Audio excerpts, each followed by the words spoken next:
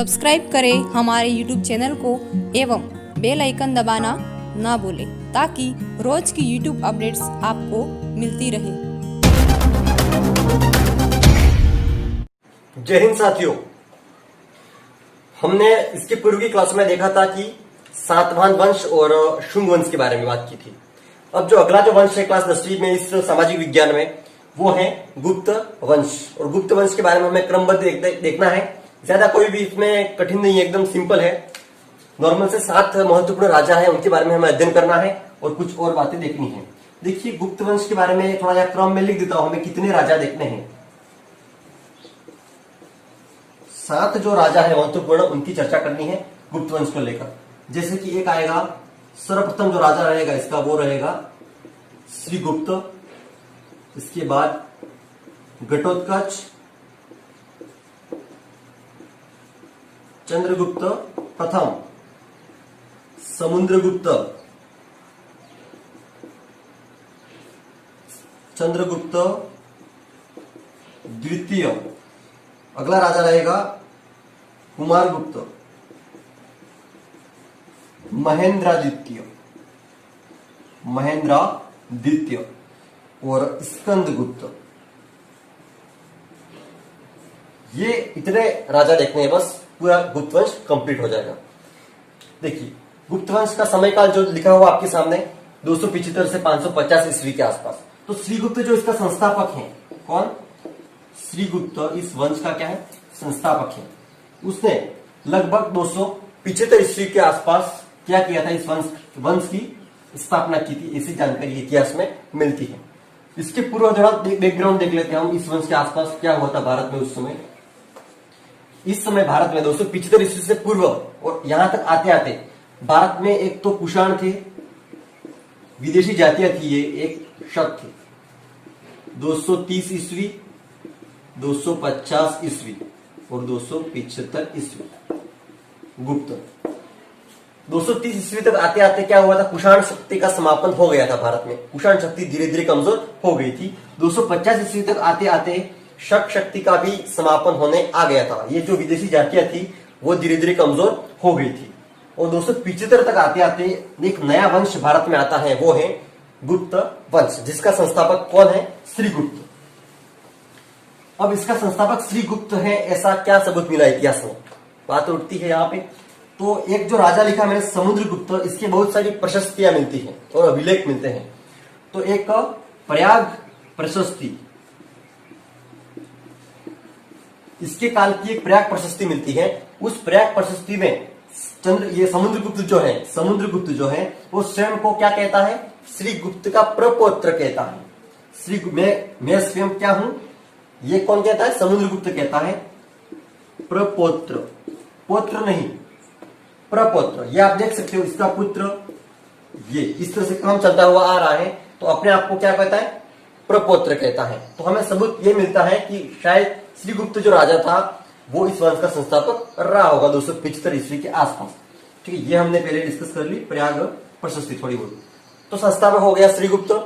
क्रमबद्ध राजा आपको याद हो गए होंगे, चंद्रगुप्त प्रथम, समुद्रगुप्त, चंद्रगुप्त द्वितीय, इसके बाद कुमारगुप्त, महेंद्रादित्य, स्कंदगुप्त। और ये शुरुआत में श्रीगुप्त और घटोत्कच। तो यहां पे एक और बात आती है, संस्थापक देख लिया हमने, ये दोनों घटोत्कच और श्रीगुप्त जो है उनकी एक उपाधि मिलती है।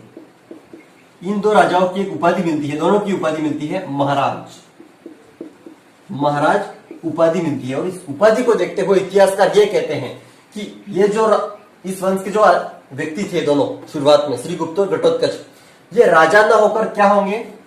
सामंत रहे होंगे, किसी दूसरे राजा के सामंत रहे होंगे या किसी दूसरे राजा के गुलाम रहे होंगे और इनको सामंत कह दिया इतिहासकारों ने। और ऐसा क्यों कहा? क्योंकि जो महाराज नाम की उपाधि मिलती है कब? 275 ईस्वी के आसपास, जब ये महाराज नाम की उपाधि किसी राजा को मिलती है और देखी गई है इतिहास में, तब कहा जाता है कि उस समय महाराज की जो उपाधि है वो सामंतों को दी जाती थी। जो भी सामंत होते थे किसी भी राजा के, उनको उपाधि कौन सी दी जाती थी? महाराज की उपाधि।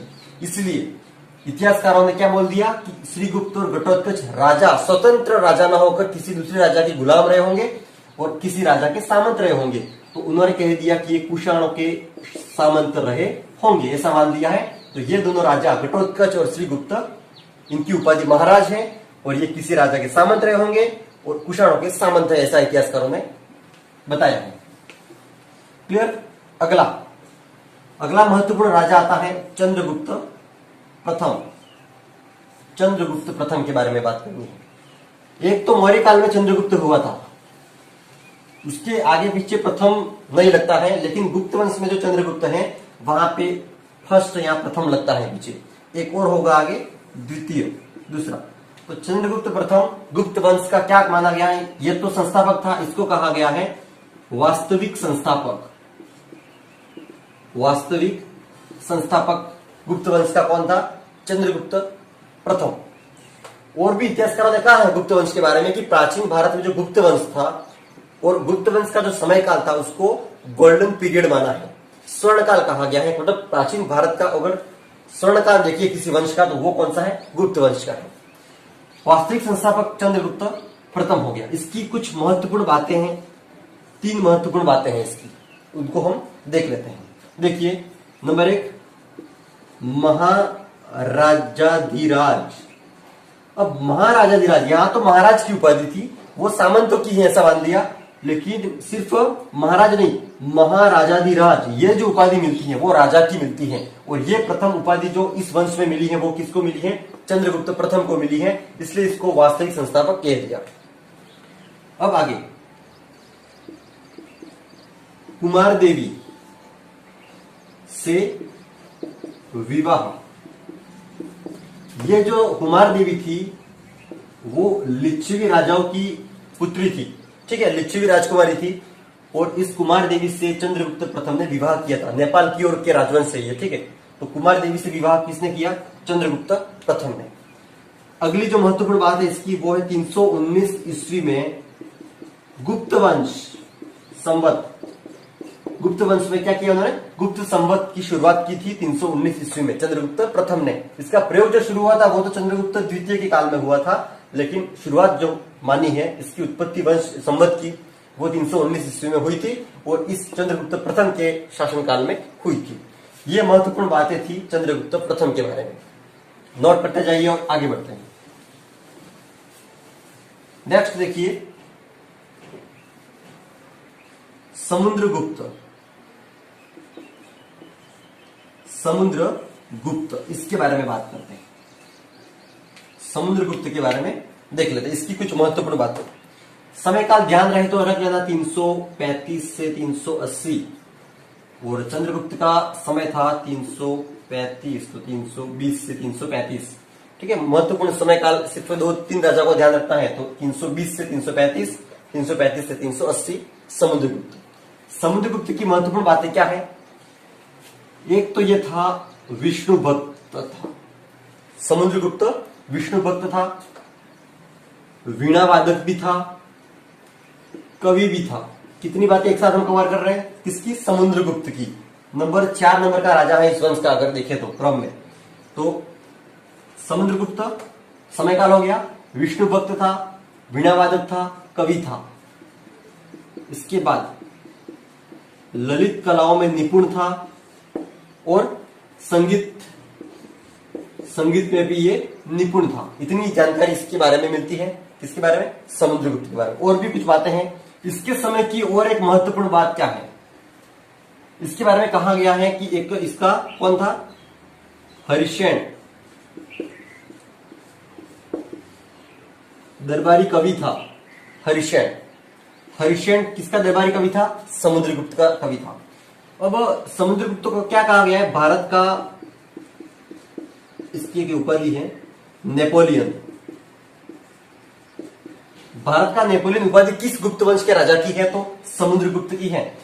क्यों दी गई है? जिस तरह से यूरोप में नेपोलियन का इतिहास है, आप जब विश्व इतिहास पढ़ोगे तब नेपोलियन का नाम जरूर आएगा।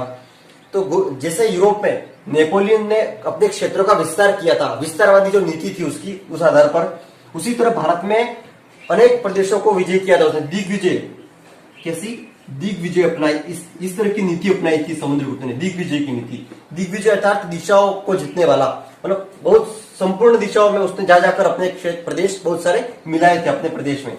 तो इसके कारण इसको ये इस नीति का ये विस्तारक था, ऐसा कहा जाता है। तो भारत का नेपोलियन इसकी उपाधि दी गई है, तो किसने दी है? तो डॉक्टर स्मिथ जो इतिहासकार हैं उन्होंने कहा है इसको भारत का नेपोलियन। अगली कुछ महत्वपूर्ण बातें इसके बारे में, इसी के काल के सिक्के मिलते हैं। क्या? सिक्के। अब सिक्कों पे क्या मिलता है? लिखा हुआ मिलता है अश्वमेध पराक्रम, अश्वमेध पराक्रम, इस तरह का शब्द अंकित मिलता है इसके सिक्कों पर। तो माना गया है कि इसने अश्वमेध यज्ञ करवाया होगा, ऐसा भी इतिहासकारों ने माना है। और अगली बात, 100 घाव इसके शरीर पर थे, ऐसा भी इतिहासकार मानते हैं। और इस आधार पर यह कहते हैं कि 100 युद्धों का विजेता रहा होगा। कौन? समुद्रगुप्त। अगली बात और महत्वपूर्ण बात, इसने भारत में जो प्रदेश जीते थे किसके आधार पर? दिग्विजय के आधार पर, एकीकरण और साम्राज्यवाद के आधार पर। तो 5 प्रमुख प्रदेशों के नाम आते हैं जिनको इसने अपने अंदर मिलाया था, अपने प्रदेशों में मिलाया था। तो वो 5 प्रदेश आपको ध्यान रखते हैं। एक तो गंगा यमुना का क्षेत्र अपने प्रदेश में मिलाया था। दूसरी बात, इधर पूर्वी हिमालय, पूर्वी हिमालय का प्रदेश भी उसने अपने अंदर मिलाया था। फिर पूर्वी और दक्षिणी पूरा दक्कन, दक्कन प्रदेश, पूर्वी और दक्षिणी भाग पूर्वी विंध्य प्रदेश, पूर्वी विंध्यन प्रदेश। और बाकी जो भी बचे कुछ जो भी शक और कुषाणों के क्षेत्र थे, कुषाण और शकों के जो भी प्रदेश थे वो भी उसने अपने अंदर मिला लिए थे। इस तरह से 4-5 जो उसके पूरे प्रदेश हैं उनके नाम आते हैं कि इन प्रदेशों को उसने इसके अंदर किस नीति के अकॉर्डिंग? दिग्विजय, एकीकरण और साम्राज्यवाद की नीति के अनुसार अपने अंदर मिला लिए थे। ये बातें महत्वपूर्ण बातें किसके बारे में कर रहे हम? समुद्रगुप्त के बारे में, समुद्रगुप्त के बारे में। क्लियर? आगे नेक्स्ट राजा है चंद्रगुप्त द्वितीय। इतना आपको उतार लेना है। और अगला राजा चंद्रगुप्त द्वितीय के बारे में।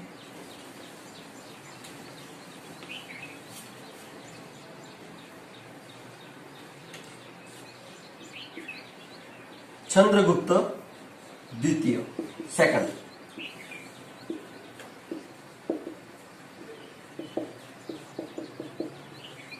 इसके बारे में हमें अध्ययन करना है। अगला राजा समुद्रगुप्त की बात का राजा है कौन? चंद्रगुप्त द्वितीय। तो इसके बारे में समय काल ध्यान रहे तो 380 से 414 ईस्वी, 412 ईस्वी, ये इसका समयकाल हो गया। अब इसकी एक उपाधि है विक्रमादित्य। देखो यहां पे याद कैसे रखना है? चंद्रगुप्त द्वितीय सेकंड या द्वितीय, तो द्वितीय से ध्यान रखना है द्वितीय। विक्रमादित्य इसी की उपाधि है। और इसी के काल में 2 राजधानियां थी, 2 राजधानियां इसके समय में थी। पाटलिपुत्र तो सबके थी, लेकिन इसके शासनकाल में 2 राजधानियां थी भारत में इसके समय में। तो कौन कौन सी थी? एक तो पाटलिपुत्र, एक कौन थी? उज्जैन। उज्जैन और पाटलिपुत्र जो 2 राजधानियां चंद्रगुप्त द्वितीय के काल में थी, इसकी उपाधि थी विक्रमादित्य और 2 राजधानियां हो गई। साथ ही 9 रत्न थे इसके काल में, नवरत्न। जैसे मुगल काल में अकबर के दरबार में 9 रत्न थे, उसी प्रकार गुप्त वंश में चंद्रगुप्त द्वितीय या विक्रमादित्य के काल में इसकी उपाधि है, इसलिए मैं कह रहा हूं 9 रत्न थे। ठीक है, कुछ महत्वपूर्ण नाम ध्यान रखने आपको। तो एक तो कवि कालिदास,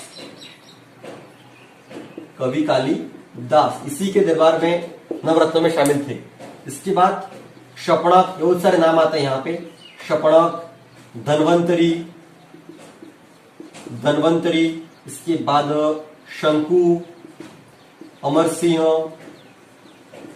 सिंह के बाद और भी 1-2 नाम हैं, जैसे कि वररुचि,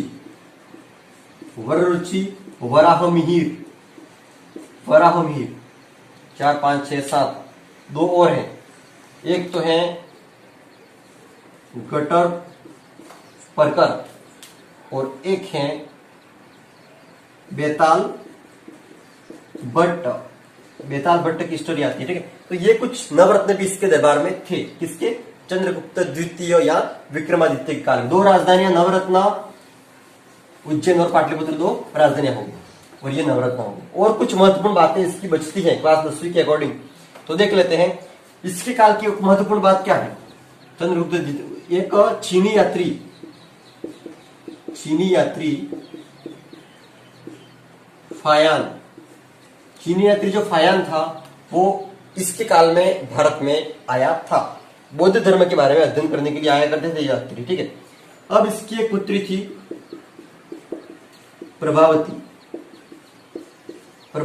चंद्रगुप्त द्वितीय की पुत्री थी। इसने अपनी पुत्री का विवाह कहाँ किया था? तो इसका विवाह किया था रुद्रसेन के साथ। एक राजा था रुद्रसेन, क्लियर। रुद्रसेन राजा किसी कारणवश उसकी मृत्यु हो गई थी। उसके बाद इसकी जो प्रभावती जो इसकी पुत्री थी वो स्वयं गद्दी पर बैठकर वहां पे उसने शासन किया था, ठीक है। गुप्त काल की ये महिला है जिसने शासन किया था, मतलब। और कुछ बातें हो महत्वपूर्ण तो देखते हैं। विवाह किया, इसके बाद युद्ध, ठीक है। बाकी तो उसने क्या किया?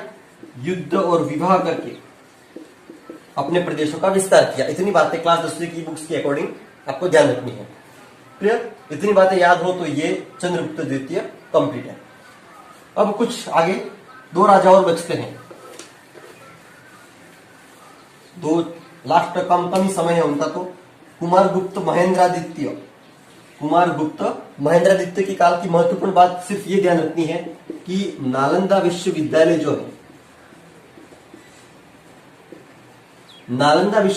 जो है उसकी स्थापना जो हुई थी वो इसी ने की थी। कुमारगुप्त महेंद्रादित्य ने नालंदा विश्वविद्यालय कहां पे पड़ता है? बिहार, यहां पे उसने इसकी स्थापना की थी। ये महत्वपूर्ण बात होगी। बाकी इसने क्या किया था? इसका जो विस्तार मिलता है, एक बात और मिलती है, वो मिलता है इधर पंजाब से बंगाल तक विस्तार जो मिलता है, अपने साम्राज्य का विस्तार, वो इस कुमारगुप्त के काल का मिलता है। और उसके बाद स्कंदगुप्त जो राजा बनता है, अंतिम राजा इस वंश का, गुप्त वंश का ये जो इसके बाद छोटे बड़े राजा हुए थे। मुख्य राजा कौन हो गया? स्कंदगुप्त। बाकी और भी छोटे छोटे राजा हुए थे, पर ये साम्राज्य इसके बाद टूट चुका था। तो अंतिम राजा हमें जो देखता है वो है स्कंदगुप्त। सबसे बड़ी बात क्या है? ये बड़ा पुत्र नहीं था अपने पिता का, फिर भी युद्ध करके गद्दी पर बैठ गया था, ठीक है। जबरदस्ती आकर गद्दी पर बैठ गया था। और एक नाम आता है, झील का नाम आता है सुदर्शन